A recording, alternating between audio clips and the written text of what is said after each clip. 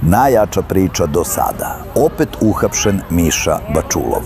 Bačulov pušten, pa opet uhapšen zbog novih krivičnih dela.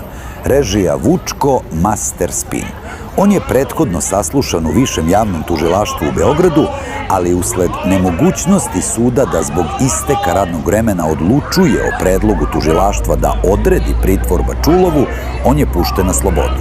Međutim, odmah potom je po nalogu Višeg javnog tužilaštva u Beogradu ponovo uhapšen jer je navodno osumnjičen da je u nedelju 2. novembra koordinirao navodno nasilje ljudi ispred Skupštine Srbije i to iz Kliničkog centra Srbije gde je bio hospitalizovan od subote.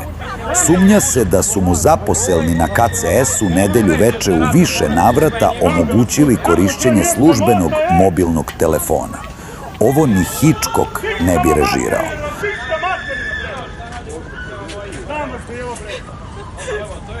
Nemoj da me guraš. Nemoj da me guraš.